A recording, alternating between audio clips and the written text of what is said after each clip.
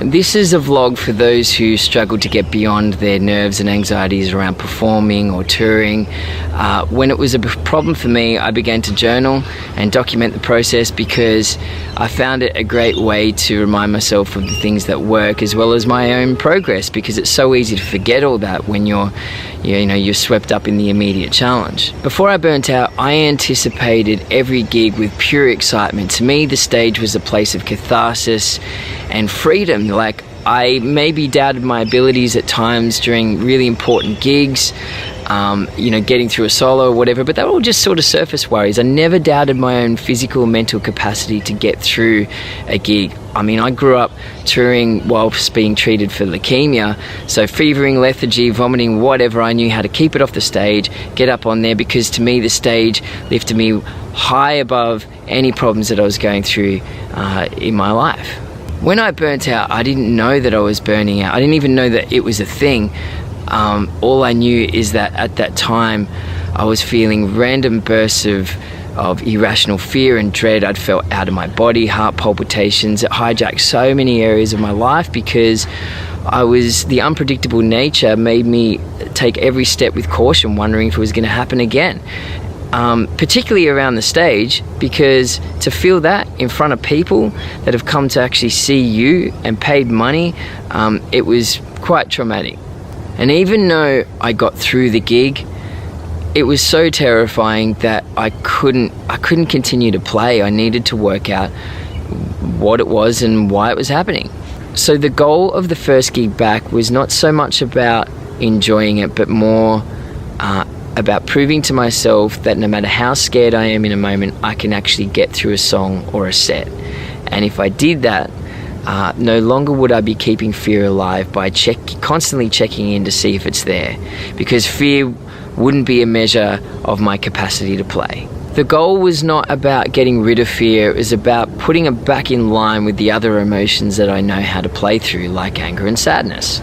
And I did it many times, but I was still left with doubt because I didn't believe that the knowledge I had acquired was actually the answer to the problem. And I also hadn't done enough gigs, so that's when I booked the tour.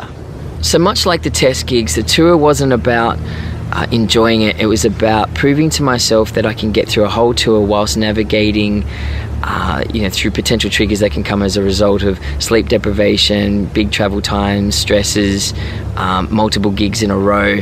But you know what? I smashed it and I grew closer to the people around me. But unfortunately, when I reflect, like the clearest memories are unfortunately those odd gigs where I did really struggle with my nerves. And that's kind of affected how I'm anticipating the shows to come.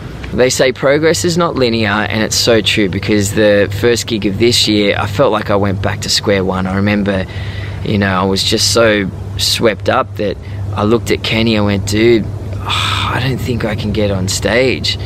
And you know what, I did it. Like, every single bone in my body, everything within me just wanted to run, but it was just faith that got me through. I was in this state of confusion, and I didn't want to let anybody down either, and I did it and I got through it. I didn't really enjoy it because I was dealing with the anxiety throughout the gig as well, and I did walk away from that feeling a bit defeated.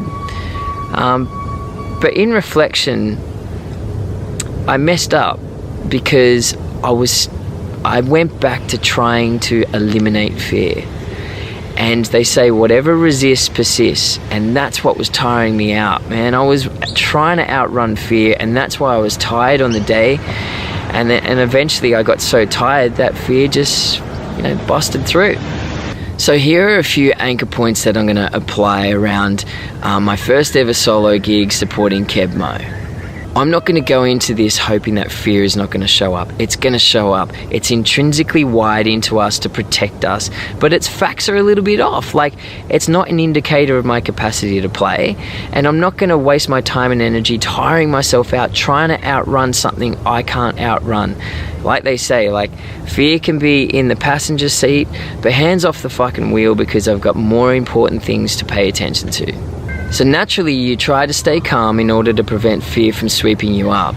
But that's a little bit complicated around performing, because performance invites a lot of excitement. I mean, excitement is your body and mind's way of preparing itself by expanding and strengthening your energy so that you can command a whole room. I mean, if you didn't feel a certain level of excitement, you probably would perform subpar. But excitement, when resisted, leads to anxiety and nervousness. It's like driving a race car with your foot both on the accelerator pedal and your brake pedal. Like, your engine's going to blow up.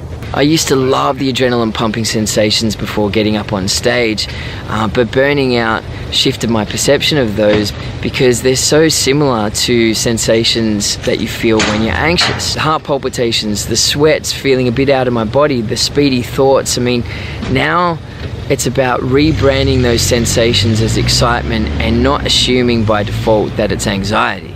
You know, at some point you just got to go, enough. Like, when I reflect on my wedding day, it was my anniversary recently. I mean, this was a day that I've been looking forward to ever since I was a kid, but I was relentlessly thrown between love and absolute dread from morning to night. It was exhausting. It claimed a major part of that day, and it's claimed many days since.